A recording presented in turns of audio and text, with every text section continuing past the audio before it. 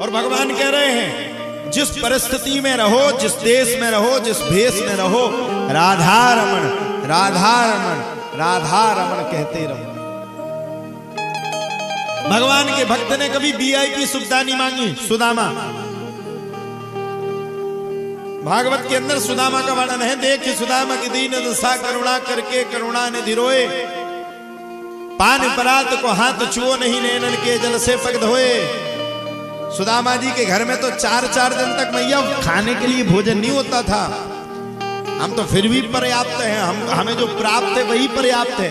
हमारे घर में तो 2 टाइम का हमें भोजन मिल रहा है, रहने को मिल रहा है, खाने को मिल रहा है। फिर भी सुदामा ने कभी भगवान कृष्ण से जाकर के कभी भी जीवन में शिकायत नहीं करी कि मुझे इतना दुख मिला।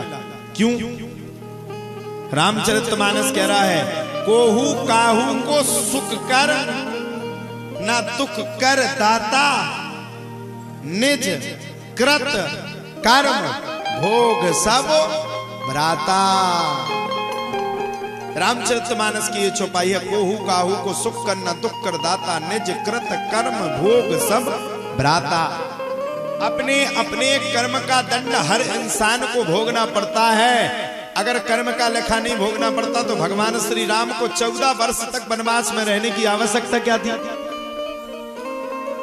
14 वर्ष में 12 वर्ष तक भगवान श्री राम कहां रहे? बोले 12 वर्ष तक भगवान श्री राम चित्रकूट में रहे। तो उस वर्ष में आज के वर्ष में बड़ा अंतर है। सुखदेव बाबा का तो 12 वर्ष के बाद जन्म हुआ। जैसे ही सुखदेव बाबा का 12 वर्ष के बाद जन्म हुआ, तत्काल सुखदेव बाबा ने ग्रह कारज नाना जंजाला छोड़ दिया। घर परिवार को भाड़ में जाए, ऐसा नहीं घर परिवार पर रहे, पर मम्मी पापा पहले पढ़ाए लिखाएं, बड़े हो जाएं, सो फिर हमारा ब्याह कर दें। ब्याह कर देंगे तो अब देखो, आदमी के जीवन में आफत ही आफत है। पहले तो खुद को ना ब्याह हो सो दिक्कत, खुद को ब्याह हो जाए सो घरवाई आ जाए सो कमावे की आफत, घरवाई आ जाए मोड़ा मोड़ी ना होए सो नाय माय गुनियन खा दिखाओ करो जा आफत, गुनियन खा दिखाओ ई के बाद मोड़ा की जगह मोड़ी हो गई, अब मोड़ा नहीं हो सुआफत। फिर कहता हूं से बंदेज करवाओ, जैसे तैसे मोड़ा भाव सुआफत। अब मोला अगर मोना बोलो 3 साल में तो आफत, मो बोल गो ई के बाद अगर उन्हें पढ़ाई लिखाई ना करी तो आफत। पढ़ लिख गो अच्छो हो गो, अगर बीच में बिगड़ गो तो आफत, बीच में बिगड़ गो अगर गुटखा खान लगो तो आफत। और बड़ो हो गो, अब बड़ो होने के बाद अगर नौकरी ना लगी तो आफत। चलो नौकरी नहीं लगी कोई बात नहीं, नौकरी के बाद अगर चैया मैया की लाग ना लगी तो आफत। चैया मैया जानते ना आप लोग, विवाह जैसे तैसे चैया मैया हो गई, बहू घर में आई सो लड़का बहू 2 लड़ परे सुआफत, लड़का बहू लड़ परे। अब 2 साल ब्याह खा हो गए, मोड़ा मोड़ी नहीं भाई सुआफत। बंदेज करवाओ जैसे तैसे मोड़ा मोड़ी भाई, अगर एकाध लंगड़ा होगा नाती तो आफत। इंसान के जीवन में सिर्फ संघर्ष है। इंसान का जीवन कहां है?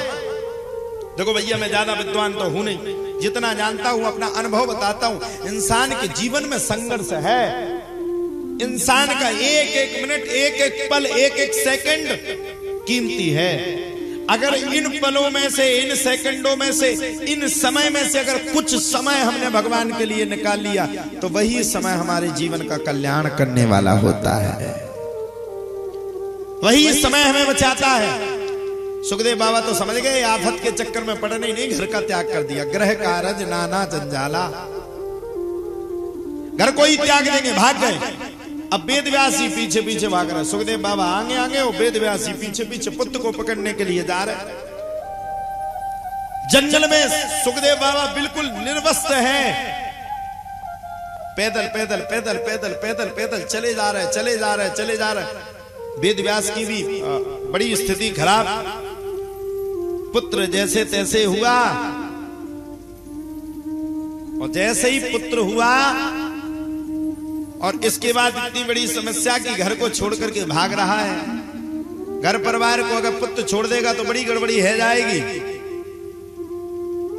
अरे भैया, सुखदेव बाबा अपने पुत्र को खोजते हुए घनघोर जंगल के बीच में पहुंचे और लता पता पत्ते इत्यादि से सुखदेव बाबा पूछ रहे हैं, हे खग मृग है मधुकर श्रेणी, हे खग मृग है मधुकर श्रेणी, तुम देखी सीता मृग ने,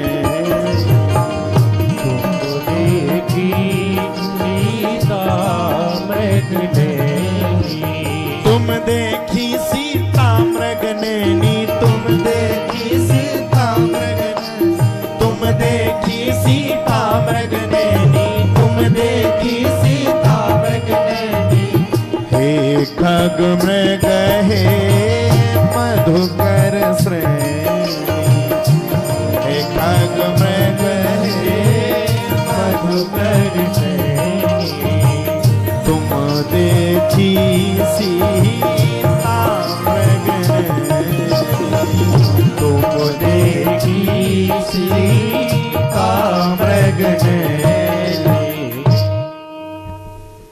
ऐसे पूछ रहा है जैसे भगवान राम के समय में माता सीता, जब माता सीता का हरण करके रावण ले गया था, तब भगवान राम ने पूछा था खग से, मृग से, मधुकर से, सैनी से।